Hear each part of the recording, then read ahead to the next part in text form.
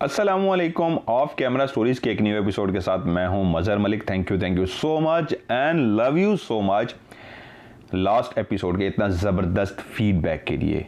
I think ये Pakistani team का एक पहला प्रोग्राम था जो अमेरिका के अंदर रिकॉर्ड किया गया। एक ऐसा जंगल जिसके अंदर मौजूद एक ऐसा फार्म हाउस जो बहुत अरसे तक आबाद रहा, लेकिन उस लड़की के बार बार नज़र आने की वजह से वीरान हो गया।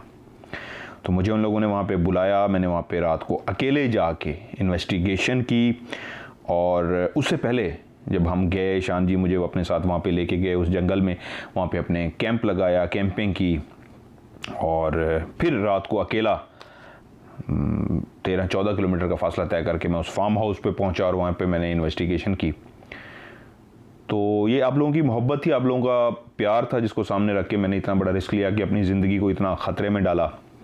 सांप का मुझे बहुत ज़्यादा डर था, और अगला भी आप कहेंगे मैं आपको पार्ट 2 दिखाऊंगा जिसमें सांप ने 4 फुट ऊंचा मेरे ऊपर 2 दफ़ा जंप किया और अल्लाह ताला मुझे ज़िंदगी दी, वो भी मैंने रिकॉर्ड किया। तो ये एक ऐसा खौफ होता है जो हर प्रोग्राम में मुझे होता है और मैं बार बार कह रहा होता हूँ। आप सुन रहे होते हैं, आपको शायद एहसास, कुछ लोगों को नहीं भी हो सकता, तो वो प्रोग्राम देखने के बाद एहसास होगा कि खौफ असल में होता क्या है। जो बार बार मेरे मुंह से लफ्ज़ सांप सांप निकलता है, सांप का छलांग लगाने से जिस्म के अंदर कैसे वेव्स और लहरें ऐसी गुजरती हैं। खैर, और भी एपिसोड हैं जो अमेरिका के अंदर मैंने राज की इन्वेस्टिगेशन की है, इंशाल्लाह वो आपको देखने को मिलेंगे। तो आलिया ने मुझे कहा है कि मैंने आपका एक इंटरव्यू रिकॉर्ड करना है आपकी ज़िंदगी के ऊपर, क्योंकि वो भी फीडबैक पढ़ती हैं। तो उन्होंने कहा जी बहुत सारे लोग बहुत सारे आपकी ज़ाती ज़िंदगी के बारे में सवाल पूछ रहे हैं, तो क्यों ना आपकी ज़ाती ज़िंदगी पे एक इंटरव्यू हो जाए। तो मैंने कहा चलें ठीक है, कर लेते हैं। लेकिन उससे पहले मैंने कहा कि मैं ऑफ कैमरा स्टोरी में सबसे कहूँगा, आप लोग प्यार करते हैं, मुझसे बहुत सारी बातें व्हाट्सएप पे पूछते हैं या कमेंट्स में पूछते हैं कि जी आपकी ज़िंदगी की ये क्या बात कैसी है। मेरी हवाले से आप कुछ भी मेरी पर्सनल ज़िंदगी के बारे में आप लोग कोई बात पूछना चाहते हैं तो आप इसी ऑफ कैमरा स्टोरी के नीचे कमेंट्स के अंदर सवाल भेजिए, और आलिया वो सारे सवाल लिख लेंगी, और इंशाल्लाह मैं AS मीडिया वर्ड जो इसी MMTV के ऊपर भी वो मैंने ऐड किया हुआ है, AS मीडिया वर्ड पे इंशाल्लाह वो इंटरव्यू चलेगा, और वो आप इंटरव्यू में जो भी आप पूछना चाहते हैं मेरी ज़ात के हवाले से आपको उसका जवाब मिल जाएगा। आज की जो स्टोरी मैं आपको सुनाता हूँ, आयशा का मैं पूरा नाम भी नहीं लेना चाहूँगा, UK के अंदर हैं वो, बहुत बड़ी फ़ैन है राज की, ऑफ कैमरा स्टोरीज़ की।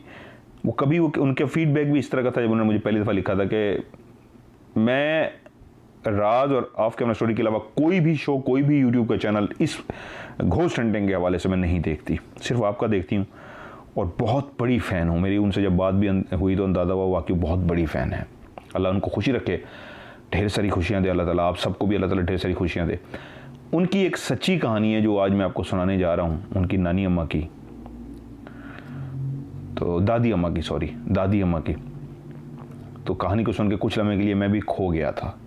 जिनों भूतों परियों की कहानियाँ आप लोगों को बहुत सुनने का शौक़ है, तो आज आपको इंशाल्लाह मज़ा आएगा, क्योंकि इस परी की कहानी सुनते हुए मैं भी कुछ लम्हे उसी परिस्तान में खो गया था। तो कोशिश करता हूँ आज ऐसे लफ्ज़ों में कहानी आपको सुनाऊँ कि सुनने वाले अपने आप को स्टोरी का हिस्सा समझें और अपने आप को उस कहानी में महसूस करें।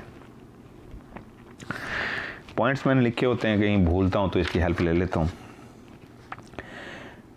ये उनकी दादी अम्मा की कहानी है। नाम और किरदार इसमें जो हैं उनके जो किरदारों के नाम हैं और जो लोकेशन है, ये मैं, क्योंकि मैंने अभी कोशिश की थी फ़ोन पे बात हो जाए, तो आई थिंक इस वक्त उनका फ़ोन जो है वो नेट पे नहीं था, तो इसलिए मैं उनसे इजाज़त लेना चाह रहा था कि आपके नाम ओरिजिनल बताने हैं या फ़र्ज़ी। तो बात नहीं हो सकी, तो इसलिए इनसे मेरी बात नहीं हो सकी। मैं सारे किरदार और जगह तक फ़र्ज़ी कर रहा हूँ, रियल नहीं बता रहा, क्योंकि ये रियल स्टोरी होती है जो, तो इनसे एक नहीं कई ख़ानदान जुड़े होते हैं, तो किसी को इतराज़ भी होता है कि आपने कहानी क्यों सुना दी, तो इसलिए मैं किरदार और जगह जो हैं वो चेंज कर देता हूँ। उनकी जो दादी अम्मा है उनका मैंने एक फ़र्ज़ी नाम, पर्शियन लैंग्वेज थी उनकी, पश्तो भी वो बोलती थी, तो मैंने उनका जो फ़र्ज़ी नाम रखा है वो रखा है रुखसाना ख़ान, क्योंकि इस लैंग्वेज बोलने वालों के जो ज़्यादा नाम होते हैं इससे मिलते जुलते होते हैं। पाकिस्तान के अलावा एक और मुल्क जिसके अंदर ये फैमिली आबाद थी, ये एक ऐसी फैमिली थी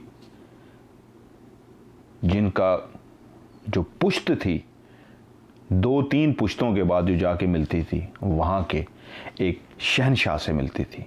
उन्होंने नाम भी लिखा है, मैं वो नाम नहीं बताऊंगा क्योंकि एक स्टोरी इनकी इसी से जुड़ी हुई और भी आगे, अगर वो इजाज़त देंगी तो फिर ये मैं नाम भी सारे क्लियर कर दूंगा उनसे पूछ के, तो अभी फ़िलहाल सब कुछ मैं हाइड कर रहा हूँ।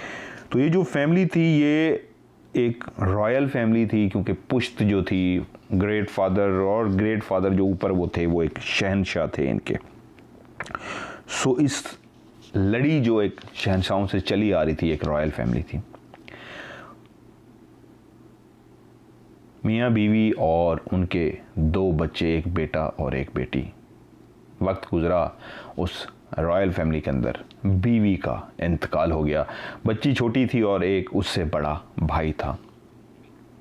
वक्त ने ऐसा पलटा मारा कि उस मुल्क के अंदर जंग, हालात ख़राब और अजीब गहमा गहमी शुरू हो गई। तो उस फैमिली को अंदाज़ा हुआ, क्योंकि उनका ताल्लुक़ एक शाही ख़ानदान से था, तो ऐसे मौक़ों पे सबसे ज़्यादा इनकी ज़िंदगियों को ख़तरा होता है जब जंगें शुरू होती हैं। तो उन्होंने बेहतर यही समझा कि सामान जो कुछ है हमारे पास, इसको उठाया जाए और यहाँ से हिजरत की जाए, क्योंकि अगर ये उनके हत्थे चढ़ जाते तो यकीनन जो तारीख़ लिखती है कि ऐसी रॉयल फैमिली के साथ तारीख़ ने कुछ अच्छा नहीं किया।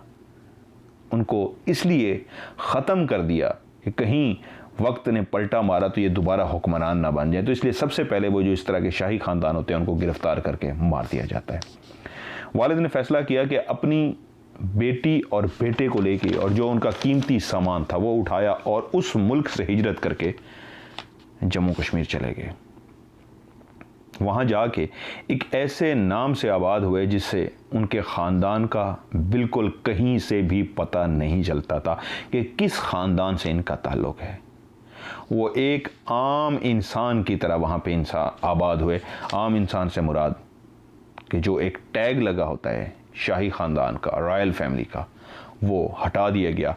उन्होंने अपनी पहचान ख़त्म कर दी और एक आम इंसान बन के ज़िंदगी गुजारनी शुरू कर दी। अब वो जिस घर के अंदर जाके उन्होंने रहना शुरू किया, उसके अंदर कवायद व ज़वाबित, यानी कि एक जो वालिद एक घर के अंदर असूल मुतय्यन करता है कि ये होगा, ऐसे करेंगे, ऐसे उठेंगे, ऐसे बैठेंगे। हर वालिद अपने घर के अंदर कुछ असूल बनाता है। तो वो जो एक वालिद था वो थोड़ा सा सख्त मिजाज भी था और बहुत ज़्यादा मजहबी भी था। मज़हब से इस हद तक लगाव था कि इस्लाम की वो तमाम चीज़ों को फॉलो करते थे, लेकिन अपनी बच्चों की ज़िंदगियों को अजीज़ रखते हुए कि इनकी ज़िंदगी को कभी ख़तरा ना हो, तो उन्होंने उनसे भी कहा था कि कभी भी वो अपनी बैकग्राउंड का कभी भी किसी से ज़िक्र ना करें। बेटी के ऊपर तो इतने सख्त असूल बना दिए गए कि वो अगर हंसती भी थी ऊंची आवाज़ में तो बाप को शदीद गुस्सा आ जाता था, तो वो सहमी रहती थी, खुल खिला के हंस भी नहीं सकती थी। बाज़ोकात तो माहौल ऐसा भी घर के अंदर बन जाता कि अगर बेटी, जो छोटी मासूम बेटी, खांसती भी सही तो बाप ऐसी तीखी नज़रों से घूर के देखा कि तुम इतनी ऊंची आवाज़ में क्यों खांस रही हो, खांसना ही है तो दबा मुंह पे हाथ रख लो, आवाज़ कहीं बाहर ना जा सके। और उस बच्ची ने, जो एक फर्मा बरदार बच्ची थी, अदब व आदाब जिसने माँ से सीखे थे, अपने बैकग्राउंड से सीखे थे, उसको जब भी हंसी आती या जब भी खांसी तक आती, वो भागती हुई अपने कमरे में जाती, दरवाज़ा बंद करती और बिस्तर के अंदर मुंह छुपा के वो खांसती थी खुल के, अपनी खांसी जो उसने दबाई होती थी। और हंसना भी होता था या रोना भी होता था तो रज़ाई जिसके अंदर वो अपना मुंह छुपा के हंसती, रोती और खांसती थी। इतना ज़्यादा बाप का खौफ था। लेकिन एक कमाल बात ये थी, वो जो छोटी बच्ची जिसका मैंने फ़र्ज़ नाम रुखसाना खान रखा है, उसको अल्लाह ताला ने इतना हसीन व जमील बनाया था, क्योंकि वो उस पुश्त से थी, उस लड़ी से आ रही थी जो शहनशाहों की लड़ी थी। तो उसके शक्ल व सूरत के अंदर वाकई शहज़ादियों की झलक थी। इंतहाई खूबसूरत बाल, इंतहाई प्यारी आँखें और चेहरा ऐसा जो एक दफ़ा देखता ही रह जाता कि इसको अल्लाह ताला ने फुर्सत में बनाया होगा। अल्लाह ताला ने माशाअल्लाह इसको वाकई बहुत ही ज़हीन बनाया है।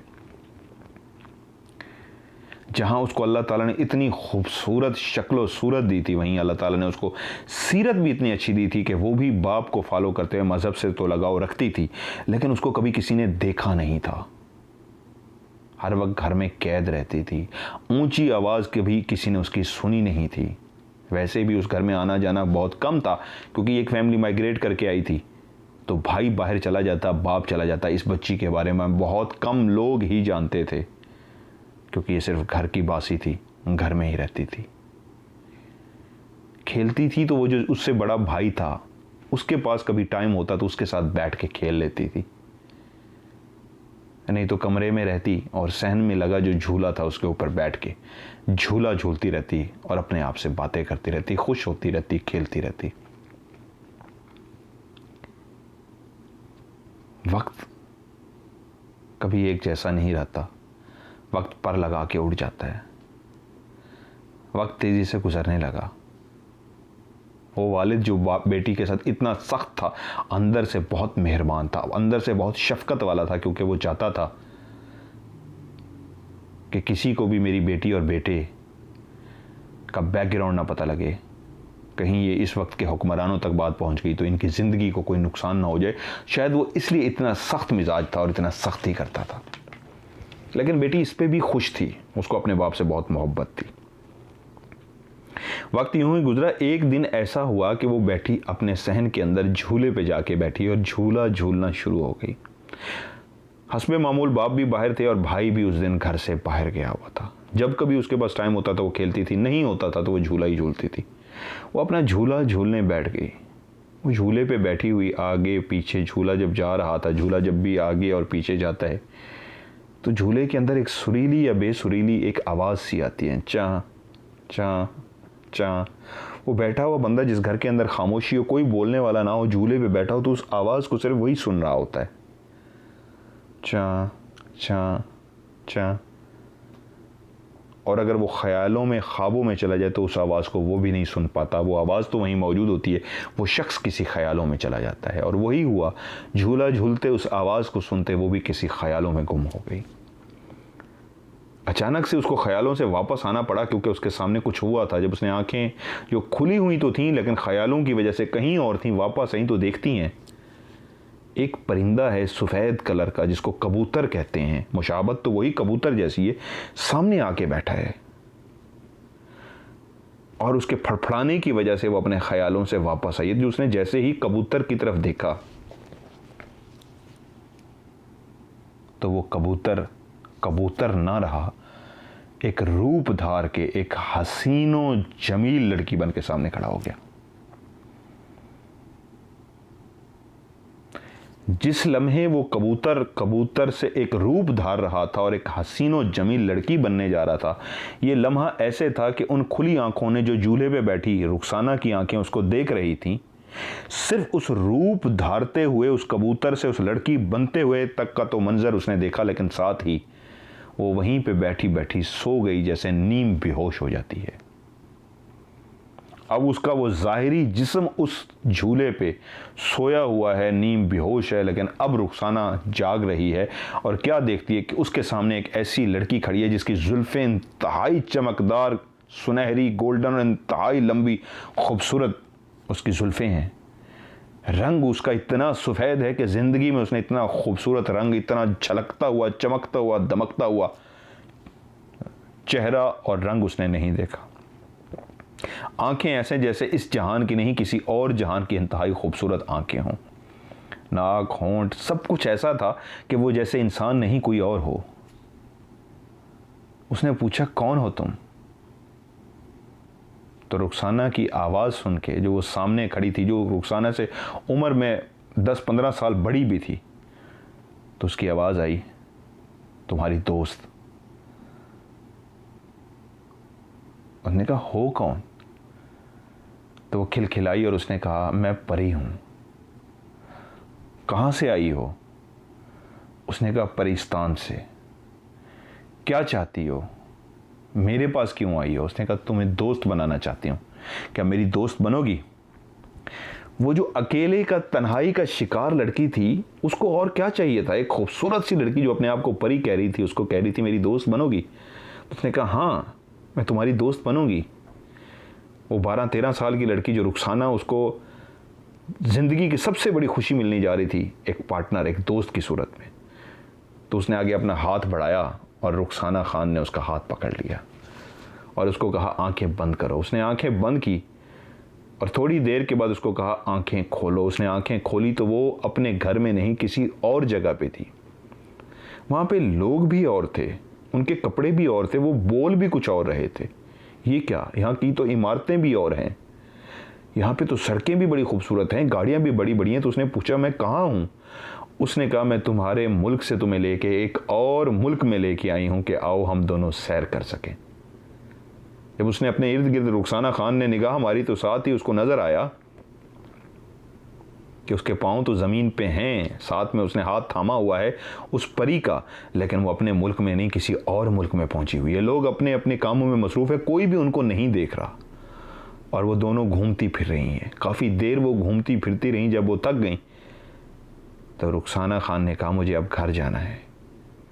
परी ने दोबारा से उसका हाथ थामा और कहा आंखें बंद करो। आंखें बंद की और साथ ही उसने कहा आंखें खोलो। जब उसने आंखें खोली तो वो क्या देखती है कि वो अपने झूले पे बैठी हुई है और उसके सामने कबूतर है, और एकदम ऐसे लगा जैसे वो होश में वापस ही आई है। कबूतर वो जो सामने बैठा हुआ था उसकी तरफ कबूतर ने देखा और कबूतर ने देखते ही अपने दोबारा से पर फड़फड़ाए और हवा में उड़ गई।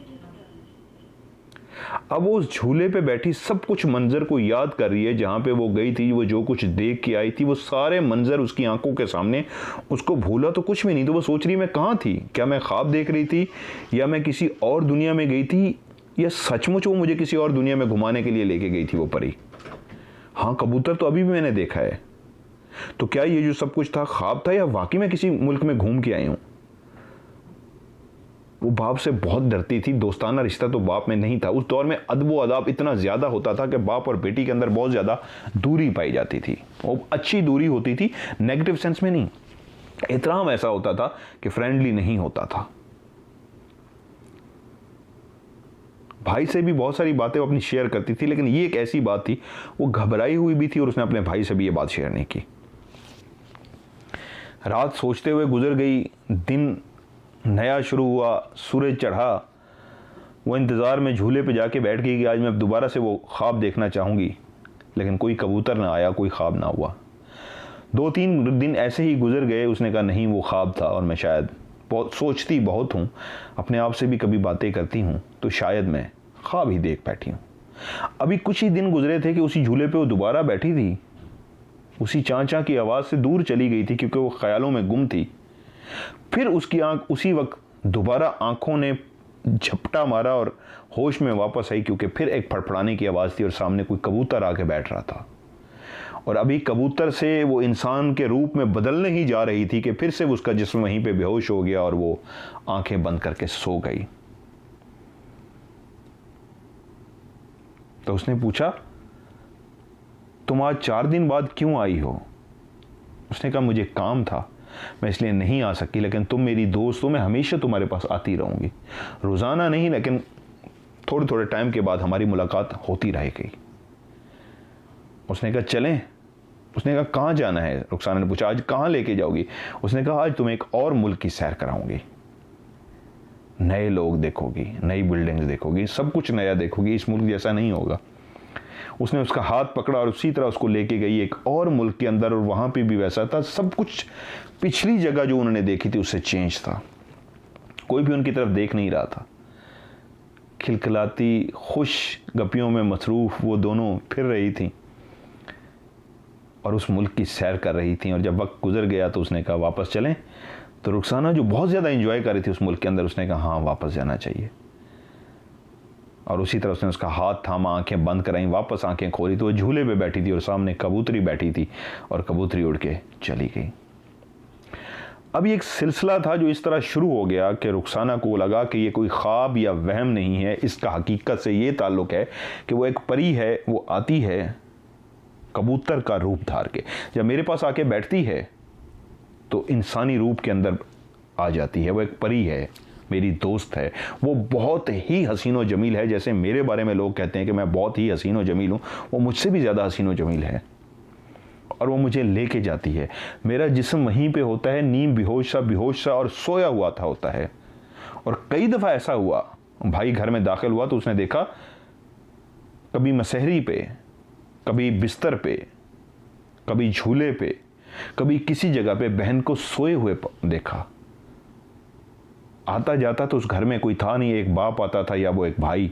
तो वो भाई ने जब अपनी बहन को इस तरह देखा तो वो फौरी समझा कि सो गई होगी।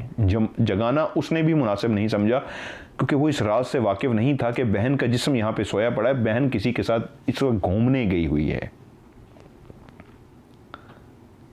और उसने पूछा अपनी उस दोस्त से, परी से, कि मेरे भाई को पता तो नहीं लगेगा? उसने कहा तुम्हारा भाई जब भी तुम्हारे जिस्म को देखता है तो तुम्हें सोया हुआ पाता है, तुम वहां सोई हुई होती हो, असल में तुम मेरे साथ होती हो। और क्योंकि तुम्हारा भी कोई दोस्त नहीं, मेरा भी कोई दोस्त नहीं, तो उसने कहा तुम्हारा कोई क्यों दोस्त नहीं है, तुमने सहेली क्यों नहीं बनाई? उसने परी से पूछा। उसने कहा कभी वक्त आया तो तुम्हें इसके बारे में बताऊंगी, छोड़ो आओ घूमने चलते हैं। फिर वो इसको घुमाने ले गई। वक्त इस तरह तेजी से गुजर रहा था, वो दोनों दोस्त जिस्म को वहीं छोड़ के घूमने फिरने के लिए जाती। आखिर एक दिन उसने अपनी उस परी से, रुखसाना खान ने पूछ लिया, तुमने कहा था तुम परिस्तान से आती हो, मुझे आज अपने घर तो लेके चलो। तुमने तो मेरा घर देखा हुआ है बच्चियों की।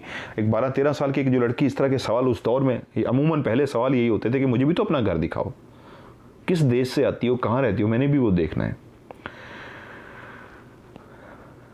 उसने कहा मैं तुम्हें एक कहानी सुनाती हूँ। उसने उसको एक जालिम जिन की, जिसको द्यो कहते हैं, उसकी एक कहानी सुनाई कि वो बहुत जुल्म करता है, बहुत मारता है। और उसने कहा जिस देश से मैं आई हूँ उसको परिस्तान इसलिए कहते हैं, वहाँ पे परियां भी रहते हैं, लेकिन वहाँ का जो सरदार है वो जिनों का सरदार कहलाता है, उसको कहते हैं द्यो। ये मैं अक्सर अपने प्रोग्राम में भी बताता हूँ राज में।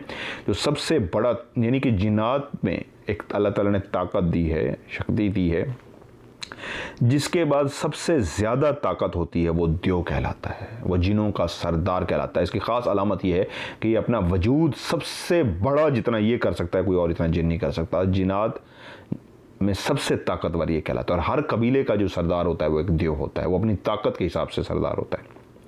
तो उसने कहा वहाँ पे जितने भी द्यो हैं ना, वो परियों को भी मारते हैं। तुम कहती हो मुझे अपने साथ लेके जाओ, मैं डरती ये हूँ अगर मैं तुम्हें वहाँ पे ले गई और उसने तुम्हें देख लिया वहाँ पे, तो तुम कभी वापस नहीं आ सकोगी। मुझे भी वो सख्त से सख्त सज़ा देगा और तुम्हें भी बहुत नुकसान पहुँचाएगा। तो मेरी दोस्त हो, मैं नहीं चाहती कि तुम्हारी ज़ात को कुछ नुकसान हो या मुझे भी वो मारे, क्योंकि उसने कहा मुझे मर्दों से बहुत नफ़रत है। ये जितने भी हमारे वहाँ पे जिन हैं वो सब जालिम हैं, मैं उनसे खार खाती हूँ। बहुत सारी, उसने कहा वहाँ पे परियां वो प्यार करती हैं उनसे, उनको अच्छे लगते हैं वहाँ के जिन, लेकिन मुझे नहीं अच्छे लगते। मुझे जिनों से नफ़रत है। मैंने 1-2 जिनों को जिस तरह मारते हुए देखा है, मुझे सबसे नफ़रत होगी। अच्छे भी होंगे, सारे बुरे नहीं है, लेकिन मैंने जिस तरह मारते देखा मुझे सबसे नफ़रत है। इसलिए मैंने तुम्हें आके जब देखा, तुम अकेली हो, मुझे तुम अच्छी लगी हो, तुम भी मेरी तरह खूबसूरत हो, मेरी तरह एक परी सी हो, इसलिए मैंने तुम्हें अपना दोस्त बनाया है। क्योंकि तुम्हें भी मर्द नहीं अच्छे लगते, मुझे भी मर्द अच्छे नहीं लगते। अब रुखसाना, मर्दों का उसकी ज़िंदगी से लेना देना कभी था नहीं, इसलिए वो खामोश रही, क्योंकि उसने कभी ज़िंदगी में ना मर्द के इस तरह सोचा था।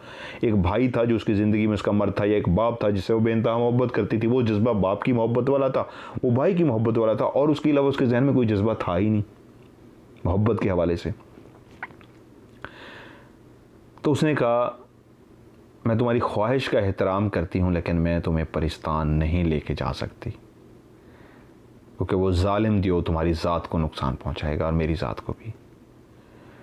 रुखसाना ने भी ज़िद नहीं की, क्योंकि वो नहीं चाहती थी कि उसकी दोस्त को कोई नुकसान पहुंचे। वक्त इसी तरह खूबसूरती के साथ गुजर रहा था। वो दोनों अपनी अपनी एक जन्नत गुजार रही थी। जन्नत जैसा वक्त था कि वो मुख्तलिफ मुल्कों में निकल जाती और मुल्कों के अंदर लम्हों में ना सिर्फ पहुंच जाती, बल्कि उनकी सैर करके वो वापस भी आ जाती हैं। और भाई अगर देखता कि बहन सोई थी तो देखता बहन आधा घंटा पहले जो सोई थी अब वो जाग भी चुकी है, लेकिन शायद वो नहीं जानता था कि इस आधे घंटे में वो किस मुल्क में गई थी और सैर करके आई हैं।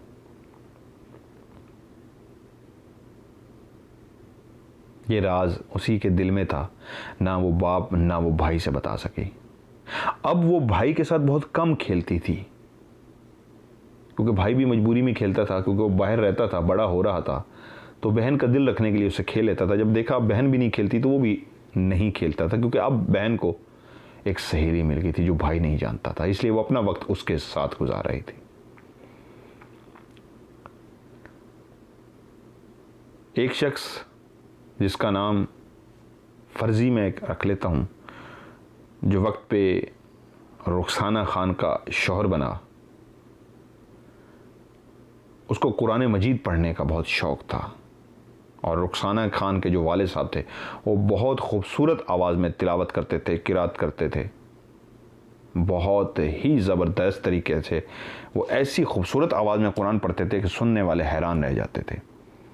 तो उसने आके घर में ख्वाहिश का इजहार किया कि मुझे अगर आपके पास टाइम हो तो आप मुझे कुरान मजीद पढ़ा दिया करें।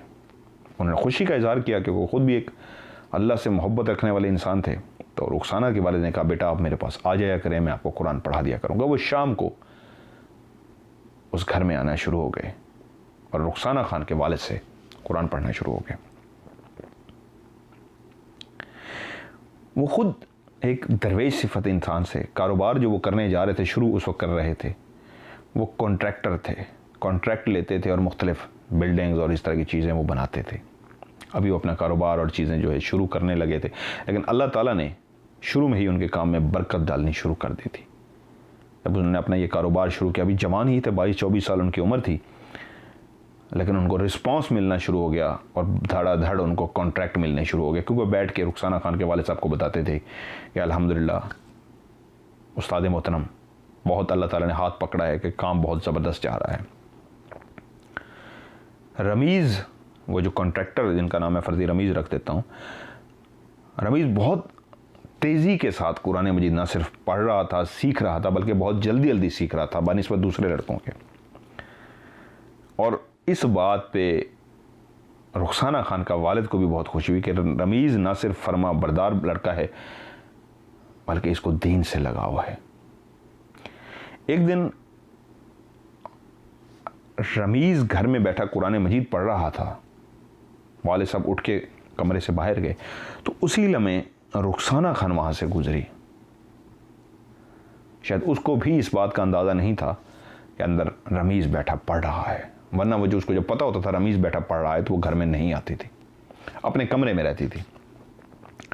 उस वक्त वो जब वहाँ से गुजरी और रमीज़ की उस पर निगाह पड़ी तो वो एक ऐसा लम्हा था जब रमीज़ पत्थर का सा बन गया, उसकी आंखें झपकना भूल गई। उसने अपनी आंख से जाती हुई एक परी देख ली थी, क्योंकि वाकई रुखसाना खान एक परी ही थी। जितना अल्लाह ताला ने उसको हसीन और जमील बनाया था वो कोई परी से कम न थी। घर तो वो कुरान मजीद पढ़ के चला गया, लेकिन रात सारी सो न सका। एक जनून की सी कैफियत उसकी हो गई कि उसको क्या देखा है।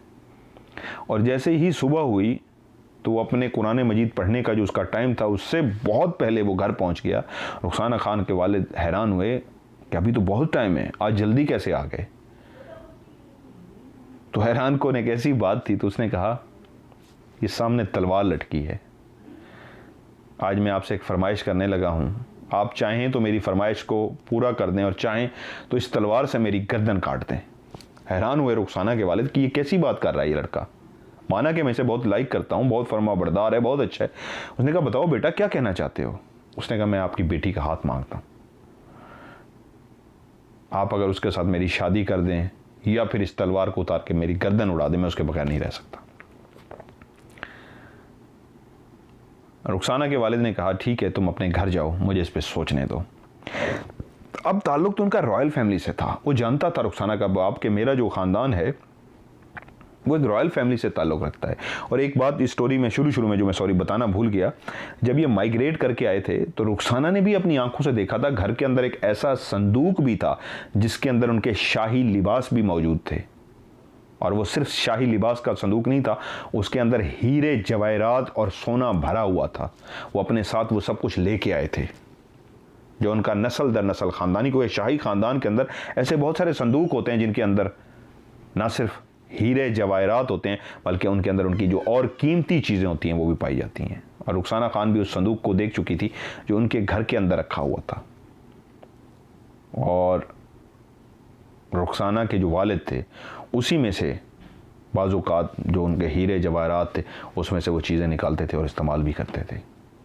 तो जानती तो इस बात को वो भी थी कि हमारा ताल्लुक़ किस ख़ानदान से, लेकिन बाप ने जिस तरह बताया था कि कभी भी इस बात को निकालना नहीं, तो वो खामोश थी।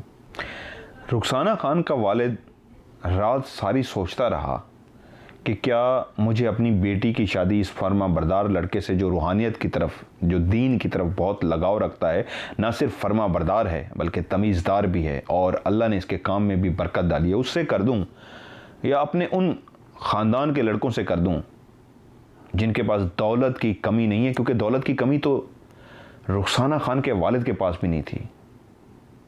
वो चाहता तो उन हीरे जवाहरात में से बहुत कुछ उसको दे सकता था, सोना था, लेकिन वो ये जानता था कि जो उसके ख़ानदान के लड़के हैं वो वक्त के साथ उन तमाम आदात में मुब्तला हो चुके हैं जो नापसंदीदा हैं। शराब पीना या ऐसे काम करना जिनको वह इंतहाई नापसंद करता था, वो लड़के वैसे काम करते थे वो उसके ख़ानदान से। लेकिन ये लड़का जो था ख़ानदान का तो नहीं था बहुत फर्मबरदार। और रात सारी इस्तिखारा करने के बाद, सोचने के बाद, सुबह उठ के वालिद ने उस लड़के से कह दिया मुझे ये रिश्ता कबूल है। और साथ ही रमीज़ ने कहा मुझे आपकी ज़ात से कुछ भी नहीं चाहिए। रुखसाना खान के वालिद ने कहा मैं एक बाप हूँ, जो मेरे बस में मैं देना चाहूँगा। उसने कहा मेरी शर्त यही है, मैं कुछ भी नहीं लेना चाहूँगा। और ऐसा ही हुआ, उस शख्स ने कुछ भी नहीं लिया और जिस पे फ़िदा हो गया था, अल्लाह ने उसकी सुन ली और उसका रिश्ता तय हो गया। उन दिनों में जल्द ही शादी कर दी जाती थी। रुखसाना की उम्र भी अब इतनी ज़्यादा नहीं थी, 16 के करीब, 15-16 साल की वो लड़की थी और 15-16 साल की लड़की की शादी कर दी गई।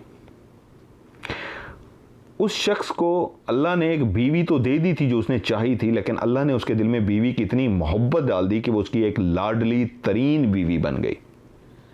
रमीज़ अपनी बीवी से बहुत ज़्यादा प्यार करता था, क्योंकि वाकई अल्लाह ताला ने उसको शहजादों जैसी, सच में शहजादों जैसी एक बीवी दी थी।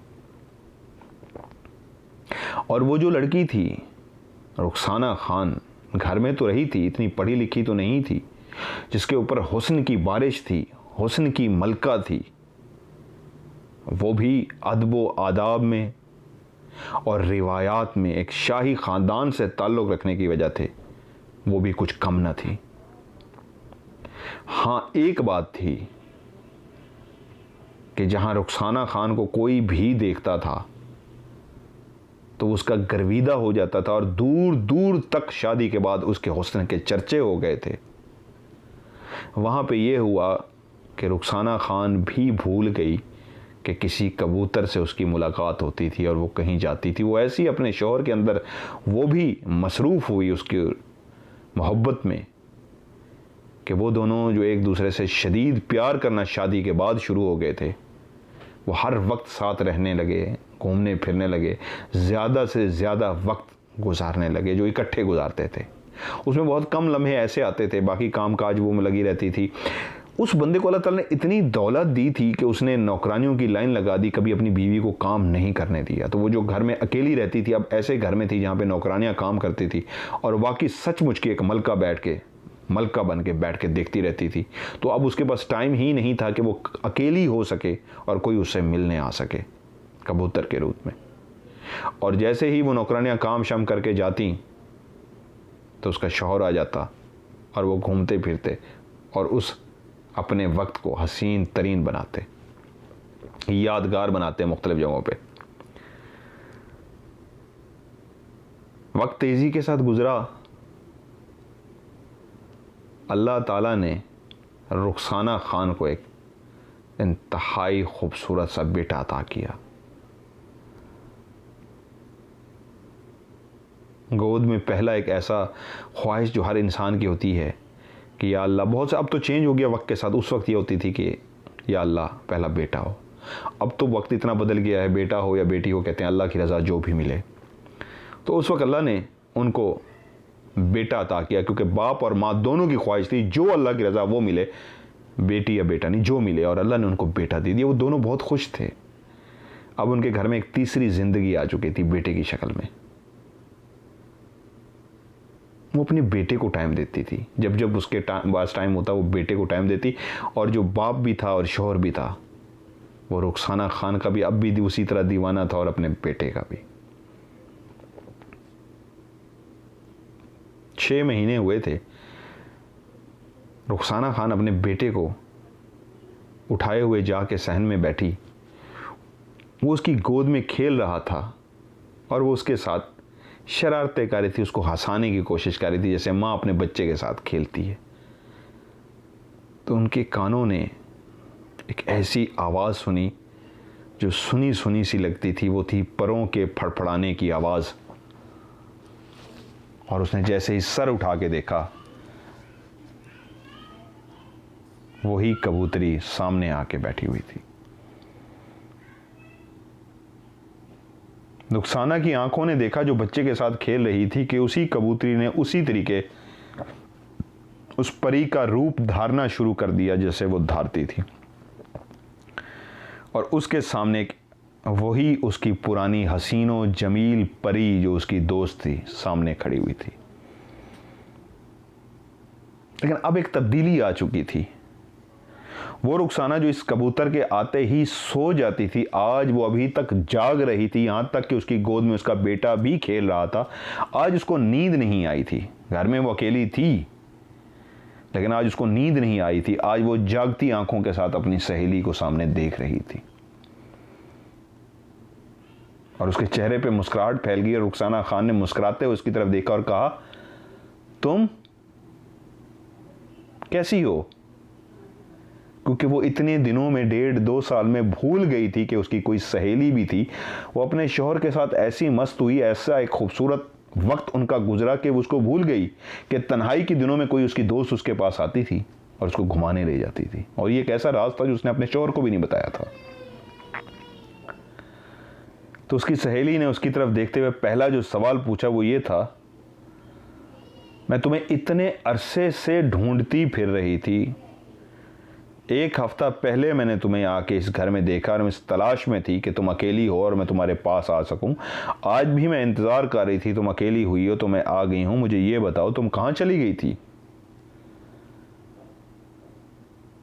अभी वो कोई जवाब भी ना दे पाई थी। उसको जवाब देने ही लगी थी रुखसाना खान के सामने खड़ी हुई उस सहेली ने बच्चे की तरफ देखा और कहा, ये कौन है? जिस वक्त उसने कहा ये कौन है, तो लहजा बदल चुका था। दोस्त से एक सख्त रवैया अपनाने वो जा रही थी और सख्त लहजे में उसने पूछा, ये कौन है? उसने कहा, ये मेरा बेटा है।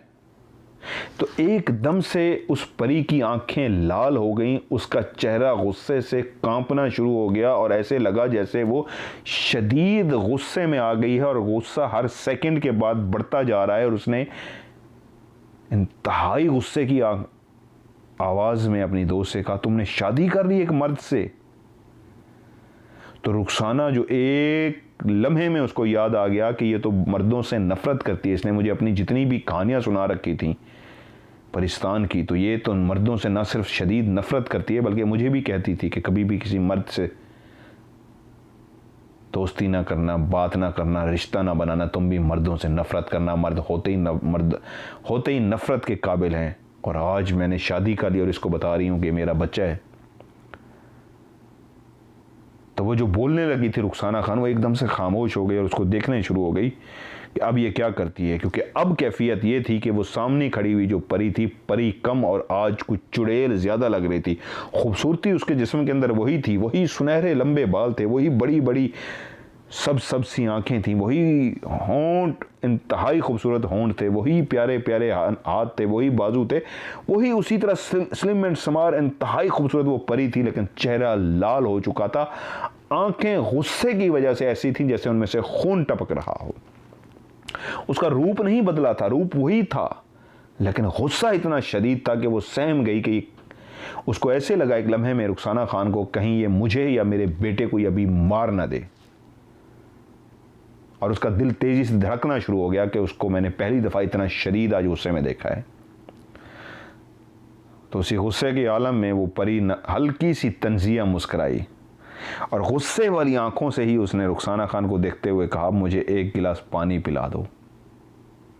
जो वो कांप रही थी, उसके इस लहजे को, इस रवैये को, इस रूप को देख के डरी सहमी बैठी थी। वो जल्दी जल्दी बच्चे को उठा के गई और जग से उसने गिलास में पानी भरा और कांपते हाथों के साथ उसने वो गिलास उस परी को दे दिया।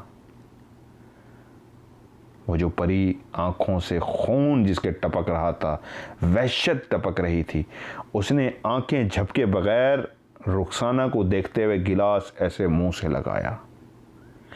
उसकी आंखों मुसलसल रुखसाना की तरफ थीं और रुखसाना देख रही है कि वो गिलास उसके मुंह के करीब गया और उसने एक घूंट सिर्फ पानी का पिया और आंखें बंद कर ली। ये लम्हा ऐसा था जैसे रुखसाना को लगा कि वो पानी पी नहीं रही, उसने एक घूंट पिया है, उसके बाद उसका मुंह उसी गिलास के अंदर है, तो ये क्या कर रही है। अभी वो इस बात को रुखसाना खान सोच ही रही थी कि वही गिलास जो उसने मुंह उसके अंदर रखा होता, आंखें बंद थी, आंखें एकदम से खोली और गिलास यूं पलट दिया। जो गिलास यूं मुंह के करीब था, जिससे एक घूंट उसने पिया था, वो गिलास पूरा उसने यूं जब किया तो उस गिलास के अंदर जितना भी पानी था वो सारा का सारा रुखसाना खान के ऊपर गिर गया। खुदा का शुक्र ये हुआ, बच्चे को जिसने उसने गोद में उठाया हुआ था, अब एक साइड पे कर लिया हुआ था, वो पानी सिर्फ उसके ऊपर आके गिरा, बच्चे पे कोई पानी नहीं गिरा। और जैसे ही उसने इस गिलास को इस तरह किया और पानी गिराया, उसके साथ ही गिलास ऐसे लगा जैसे फ़ज़ा के अंदर है, क्योंकि वहीं खड़ी खड़े वो गायब हो गई और गिलास ज़मीन पे गिरा और टूट गया।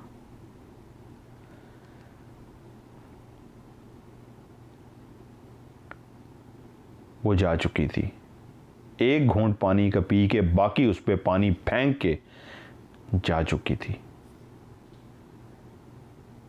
काफ़ी देर वहीं पे बैठ के वो कांपती रही। वो कांप इस बात से रही थी कि वो जो गई है वो ऐसे नहीं गई, वो गुस्से से बहुत भरी हुई थी, वो बिफरी हुई थी।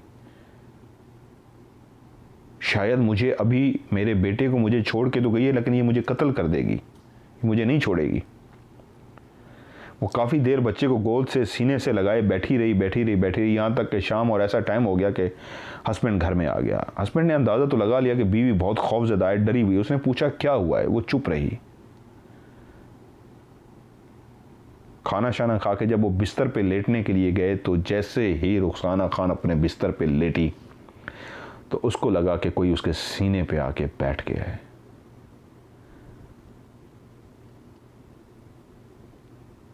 आंखें खुली हुई थीं और वो अपनी खुली आंखों से देख रही थी। सीने पे बैठा हुआ तो कोई नहीं नज़र आ रहा, लेकिन है ज़रूर जो बैठा हुआ है। तो उसने उस वक्त चीख मारने की कोशिश की, तो पता लगा कि वो चीख भी नहीं मार रही, उसकी चीख निकल ही नहीं रही। तो एकदम से वो झटका मार के उठने की कोशिश की, तो पता लगा जिस्म पत्थर का हो चुका है, वो हिल भी नहीं पा रही, अकड़ चुका है उसका जिस्म और वो हरकत भी नहीं कर पा रही। तो उसने जोर लगा के अपनी हिम्मत और एनर्जी जमा करके शौहर को आवाज़ दी, जो आंखें बंद करके साथ ही अभी लेटा था, जिसको अभी नींद नहीं आई थी, गहरी नींद में नहीं था, आंखें ही बंद करके अभी लेटा था। उसने आवाज़ दी तो उसने आंखें खोली और उसने पूछा क्या हुआ है। उसने कहा मेरे सीने पे कोई चढ़ के बैठ गया, देखिए मुझे क्या हो गया है। शौहर जो एक लम्हे में समझ गया, जो बीवी परेशान थी, इसके साथ कुछ हो गया। एक लम्हे में उठा और बीवी को उसने हिलाने जुलाने की कोशिश की, तो शौहर को भी एहसास हुआ कि वाकई बीवी का जिस्म इस वक्त अकड़ा हुआ है और वो मूव नहीं कर पा रही।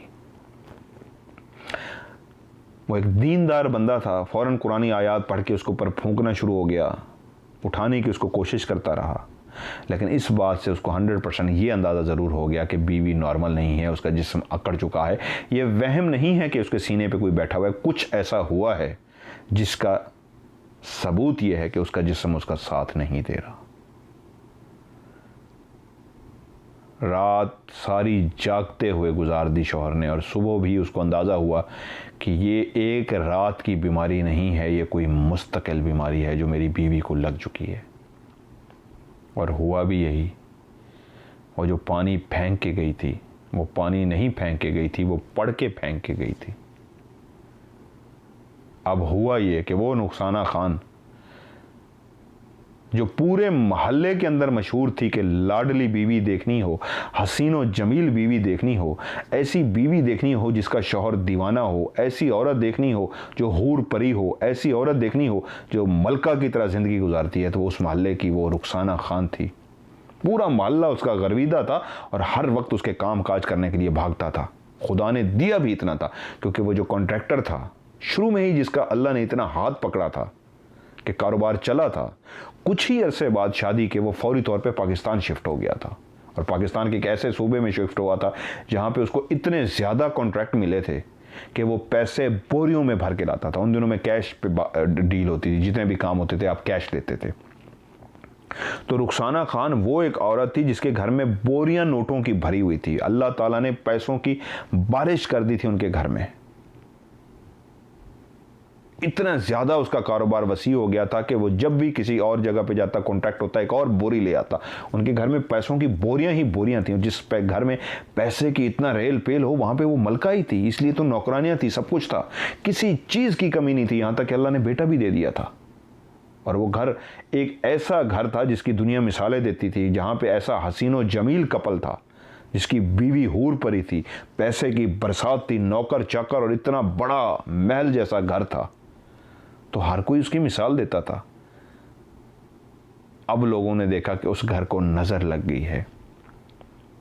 उस घर की मलका जो है बिस्तर पे पड़ गई है, उठ नहीं सकती, चल फिर नहीं सकती, बोल जरूर लेती है, लेकिन उठ के कहीं वहां तक भी नहीं जा सकती जब तक कोई इसको सहारा ना दे, जिसम उसका अकड़ चुका है। जब खुदा ने इतना ज़्यादा पैसा दिया था, किसी चीज़ की कमी नहीं थी, तो रमीज़ ने पैसा पानी की तरह बहाना शुरू कर दिया कि मैं अपने बीवी का इलाज करा सकूं। तमाम डॉक्टरों ने तमाम चेकअप करने के बाद बता दिया हमारी तरफ से इसको कोई भी बीमारी नहीं है, हमने सब टेस्ट कर लिया, हमारी तरफ से ये ओके है। जब साइंस जहाँ पे फेल हो जाती है तो वहाँ पे फिर आप अल्लाह के वली के पास जाते हैं, अल्लाह के नेक बंदे के पास जाते हैं। और वही हुआ। उसने हर उस दरवाजे को खटखटाना शुरू कर दिया जो अपनी बीवी का दीवाना था, जान देता था अपनी बीवी पे। इस हालत में देख के उसने कहा मेरा तन मन उस पर कुर्बान, ये दौलत है ही इसके लिए। उसने हर उस दरवाजे पे दस्तक दी जो उसकी बीवी को ठीक कर सकता था। कोई भी रुखसाना खान को ठीक नहीं कर सका। रमीज़ खान भी उन लोगों में से था जो बीवी का वाकई दीवाना था। उसने कहा जब तक मुझे अल्लाह ने जान दी है, मैं इसको जब तक ठीक नहीं कराऊंगा मैं सुकून से नहीं बैठूंगा। और जब वो हर तरफ से नाकाम हुआ तो किसी ने मशवरा दिया खुदा के घर जाओ, मदीने जाओ, मक्का जाओ, वहां ज़रूर तुम्हें शफा मिलेगी। अब एक उस खातून को जो अल्लाह ने जिसको हुस्न से तो नवाजा था, बहुत ही खूबसूरत तो थी वो, और पतली सी एक नाजुक सी लड़की तो थी जो अब माँ बन चुकी थी। उसको इतने लंबे सफ़र पे लेके जाना भी बहुत एक अपनी जगह पे एक बहुत बड़ा मसला था। लेकिन उसने हिम्मत नहीं हारी, अपनी बीवी को साथ लिया और मक्का पहुंच ही गया। वहाँ के अल्लाह के नेक ढूंढते ढूंढते जब अल्लाह वसीला बनाता है तो इसी तरह बनाता है। वसीला बनते बनते हुए एक ऐसे शख्स तक पहुँच गया जो हरम के अंदर नमाज पढ़ाता था, जो वहाँ का पहुँचा हुआ हस्ती थी। वो खुद से मिला और उसने कहा बताओ क्या मसला है। रमीज़ ने उसको पूरी सारी कहानी सुनाई जो बीवी ने उसको बता दी थी कि मेरे ऊपर कोई पानी फेंक के गया है। इससे ज़्यादा उसने नहीं बताया था, कि वो नहीं बताया था कि मेरी परी दोस्त थी और इस तरह थी। उसने कहा कि मेरे ऊपर पानी फेंका किसने। तो इस पानी फेंकने को तो शौहर ने शुरू में यही समझा कि ये तो वहम है, लेकिन इतना उसको अंदाज़ा हो गया ये बात पानी से बढ़ के है। जब उसको सब तफसील बताई, इतना से बताया कि कुछ पता नहीं, ये बीमारी है। बीवी तो पानी का कहती है, मुझे नहीं समझ क्या हुआ। तो उस शख्स ने पढ़ाई करने के बाद उसको बताया कि इस पे इतना बुरा जादू हुआ है, इसका इतना बुरा जादू हुआ है कि ये आहिस्ता आहिस्ता ख़त्म होगा, और जब तक ख़त्म नहीं होगा आपको यहीं रहना होगा। ये पिएगी तो सिर्फ आब ज़मज़म पिएगी, नहाएगी तो आब ज़मज़म से नहाएगी, और जो मैं पानी पढ़ के दूंगा उसी में आप और पानी ऐड करते जाएंगे, सिर्फ वही पानी पिएगी और उसके अलावा कोई पानी नहीं पिएगी। खा पी कुछ भी सकती है और मुसलसल रोज़ाना नहाएगी आब ज़मज़म से। इंशाअल्लाह अल्लाह इसको शफा देगा। वाकई किसी ने इस पे बहुत बहुत बहुत ख़तरनाक जादू किया है। और वो जो कहती है वो मेरे ऊपर किसी ने पानी फेंका था, तो जिस बात को आप सच नहीं समझ रहे, वो वाकई वो पानी नहीं था, वो कोई खौफनाक जादू था, और वो सही कहती है। और वहीं पे क्योंकि अल्लाह का दिया उसके पास बहुत कुछ था, ना सिर्फ वो आब ज़मज़म से नहाती रही बल्कि पीती भी रही, और आहिस्ता आहिस्ता आहिस्ता अल्लाह ताला ने उसको शफा देनी शुरू कर दी। क्योंकि जैसे उसने पानी शुरू किया, पीना भी और नहाना भी, तो रमीज़ को भी नज़र आया कि बेहतरी हो रही है। जो करवट भी नहीं बदल सकती थी, क्योंकि उसकी हालत ये थी जब बिस्तर पे वो रात को सोती थी तो वो करवट भी नहीं बदल सकती थी। अब उसने देखा कि उस पानी पीने के बाद पहली तब्दीली आई है कि खुद से उसने करवट ली है, वरना जब वो रात को थक जाती थी तो शौहर को जगा के कहती थी मेरी करवट बदल दे, मैं करवट नहीं ले पा रही। तो अब उसने क्या देखा कि पानी के बाद पहली तब्दीली आई है कि उसने खुद से करवट ली है। उसने रब का शुक्र अदा किया कि तब्दीली आ रही है, और फिर उसने देखा करवट से वो उठ के भी बैठी है, और इस तरह वो चलना भी शुरू हुई है। करते करते उसने देखा अल्हम्दुलिल्लाह अल्हम्दुलिल्लाह सुमा अल्हम्दुलिल्लाह, वो ठीक हो रही है। और जब वो शफायाब हुई तो उसने फैसला किया कि मैं और मेरी बीवी हर साल हज पे आया करेंगे। और रमीज़ ने अपनी बीवी रुखसाना खान को 12-13 हज करवाए अल्लाह की रज़ा से। वो बिल्कुल शफायाब हो गई, बिल्कुल पहले की तरह हंसती खेलती चहलती पहलती चलती फिरती नॉर्मल जिस तरह थी वैसी हो गई।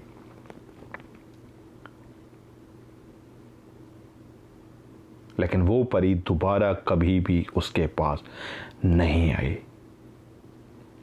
उसके बेटे जवान हुए और एक और कंट्री के अंदर शिफ्ट हो गए, जहाँ पे इस वक्त आयशा जिन्होंने मुझे कहानी भेजी है वो भी हैं, क्योंकि वो उनकी दादी थी। जब बेटों ने वहाँ पे शादी कर ली और वहाँ पे शिफ्ट हो गए तो उन्होंने अपनी माँ को उसी मुल्क में बुला लिया। आयशा की दादी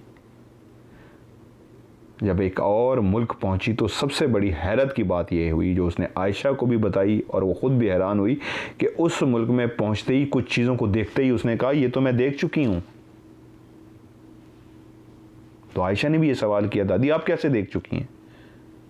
उसने कहा कोई मुझे ये पहले दिखा चुका है। और उसने बाकायदा आयशा को कुछ और चीज़ों के बारे में इस तरह बताया कि फ़लाँ जगह पे ये है, फ़लाँ जगह पे ये है, फ़लाँ जगह पे यूँ है। और आयशा इसलिए हैरान हो गई क्योंकि दादी सच कह रही थी, उस जगह पे यूं यूं यूं यूं है। क्योंकि वो जो जगहों की चीज़ें बारे में बता रही थी कोई फेमस ऐसी चीज़ें नहीं थी जो वो टीवी पे देख चुकी हो, यूट्यूब पे देख चुकी है, तस्वीरों में देख चुकी है। वो ऐसी जगह थी जो उसको पता था कि ये कहीं पे अवेलेबल नहीं है। और जब उस दादी ने अपनी उस पोती, जिससे वो बेइंतहा पोती भी प्यार करती थी और दादी भी उससे प्यार करती थी, उसको जब अपनी ये सारी कहानी सुना दी तो उसने उससे पूछा, दादी आपने तो इतने मुल्क देखे हैं उसके साथ, तो जिस मुल्क में हैं आपने मुझे बताया है कि ये भी आपने पहले से देखा है, कुछ के बारे में तो कुछ ऐसा बताओ जो आपने देखा और हम चल के वहाँ पे देखे। तो दादी ने उस मुल्क के बारे में उसको कुछ ऐसी बातें कहीं कि मैंने ये कुछ यहाँ पे देखा था। उसने कहा दादी वो तो बहुत दूर है। तो उसने कहा हाँ मैंने देखा हुआ है। और एक वक्त ऐसा आया कि दादी और वो दोनों गई देखने के लिए और सब कुछ वैसा था जैसा दादी ने बताया था। और एक दो जगह तो ऐसी भी थी जो दादी ने बताई थी और वहां पहुंच के चेंज मिली तो हैरान हुई आयशा कि ये चेंज क्यों है। तो जब वहां से पता किया गया उसने कहा 100% ठीक बता रहे हैं, पहले ये ऐसे ही थी, ये जगह फिर बाद में तोड़ के तब्दील कर दी गई। आप लोग ठीक कह रहे हैं, गलत ये भी नहीं कह रही, पहले ये जगह ऐसे ही थी, अब ये ऐसी बन गई हैं। तो वो जो अपनी दादी की कहानी सुनती थी अब उसको 100% यकीन था कि दादी ने वाकई मुल्क देख रखे हैं, क्योंकि वो अपनी दादी को जानती थी। लैपटॉप कंप्यूटर वो इन चीज़ों से बहुत दूर थी, वो तो अल्लाह वाली थी, इबादत गुजार थी, एंड तक इबादत गुजार रही, वो इन चीज़ों से बहुत दूर रहती थी। फ़ोन पे कोई बात करा देता था तो कर लेती थी, वो अपना फ़ोन तक तो रखती नहीं थी। तो फिर उन्होंने ये चीज़ें कहाँ से देख रखी थी जो वो बताती थी कि मुझे उस मुल्क का भी पता है, उस मुल्क का भी पता है। और जो और मुल्क उन्होंने बताए थे कि मैंने फ़लाँ मुल्क एक ऐसा भी देखा था जहाँ पे इस तरह की बिल्डिंग थी, वहाँ पे ये लगा हुआ था, वो लगा हुआ था। जब आयशा ने भी नेट पे सर्च करके देखा तो वहाँ पे सब कुछ ऐसा था।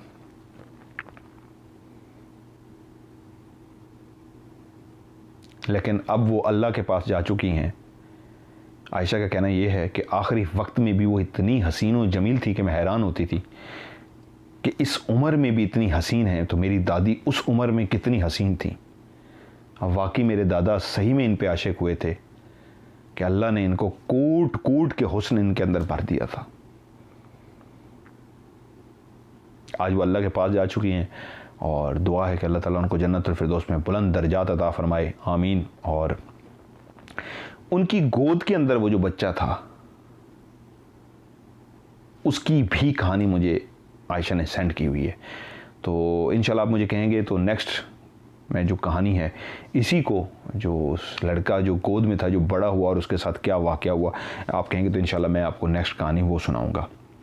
उम्मीद है आज की कहानी उस परी की मोहब्बत, दोस्ती और एंड पे मर्द से शादी कर लेने की वजह से जो नफ़रत है उसके अंदर आप ज़रूर कुछ लम्हे को खो गए होंगे, क्योंकि मैं भी कहानी सुन के खो गया था। तो सिर्फ एंड पे इतना कहूँगा कि आप लोग अगर मुझे अपनी स्टोरी भेजते हैं तो एक चीज़ का ख्याल रखा करें, प्लीज़ रिक्वेस्ट है आपसे कि जिस तरह आप स्टोरी वॉइस मैसेज में रिकॉर्ड करके भेजें या लिख के भेजें, तो एंड पे 2 चीज़ें आपने ख्याल रखनी है। एक तो आपने स्टोरी लास्ट वाली लाइन लाजमी उर्दू में या इंग्लिश में स्टोरी लफ्ज़ ज़रूर लिखना है, खाली एक वर्ड स्टोरी, जिससे मुझे पता लग जाएगा ऊपर स्टोरी है। क्योंकि 5000 मैसेज या 3000 मैसेज व्हाट्सएप पे आया हुआ है, तो उसमें मैं 3000 तो पढ़ नहीं सकता, तो जो टाइम मिलता है पढ़ता हूँ, लेकिन जहाँ पे स्टोरी लफ्ज़ लिखा होता है उसको रुक के मैं ज़रूर देखता हूँ। स्टोरी एक तो ज़रूर लिखें। दूसरा, आप मुझे ये लाजमी लिख दिया करें असल किरदार, असल नाम, असल लोकेशन, असल मकामात जहाँ जहाँ पे हुआ है वो सब मुझे कहानी में बताया करें। एंड पे आप मुझे ज़रूर कह दें कि असल चीज़ें मैंने बतानी हैं या असल चीज़ें जो है मैंने तब्दील कर देनी है, किरदार फर्जी कर लेने हैं। जिस तरह के नाम ये मैंने इस कहानी में तब्दील कर दिए हैं, तो आप लोग ये भी मुझे लास्ट में ज़रूर कहानी के लिखा करें या बताया करें वॉइस मैसेज में कि जी असल नाम बताने हैं या तब्दील कर देने हैं और आखिरी लफ्ज़ स्टोरी लिखना है। उम्मीद है आज की कहानी आपको अच्छी लगी होगी, और अगर आप मेरी ज़ात के हवाले से कोई सवाल पूछना चाहते हैं तो एक दफ़ा फिर रिपीट कर दूँ, इस कहानी के एंड में जो अब ख़त्म होने लगी है, आप कमेंट्स में जाके ज़रूर ये सवाल पूछिए मेरे हवाले से कोई पूछना चाहते हैं। तो इंशाल्लाह AS मीडिया वर्ल्ड जो मेरे ही चैनल पे शुरू में है, उस पे जो आलिया मेरा इंटरव्यू करने जा रही है, इंशाल्लाह उसमें आपको हर सवाल का जवाब जो है मिल जाएगा। वो जो नया मीटर है जिससे घोष से आप बातें करते हैं, वो भी इंशाल्लाह आपको जल्द नज़र आने वाला है। सो दुआ जिस तरह करता हूँ तो अल्लाह ताला देखने वाले तमाम लोगों को ना सिर्फ हमेशा ढेर सारी खुशियाँ दे, बल्कि रब्बे कायनात आपकी झोली खुशियों से भर दे। उन तमाम नेक ख्वाहिशात जो आपके दिल के अंदर है वो सारी पूरी कर दे, बल्कि जितने भी हमारे इर्द गिर्द वो तमाम लोग मौजूद हैं जिनको हमारी ज़रूरत है, हमारे अंदर तौफीक दे, अल्लाह ताला हिम्मत दे कि हम उस तमाम लोगों का ख़ास ख्याल रख सकें। मरने से पहले ज़रूर कोई ना कोई एक ऐसा अच्छा काम करके जाएं जो हमारी बख्शिश का ज़रिया बन जाए। आमीन सुमा आमीन। जज़ाकल्लाह। अपना ढेर सारा ख्याल रखिएगा। मिलते हैं एक और न्यू ऑफ कैमरा स्टोरी में, तब तक के लिए अल्लाह हाफिज़।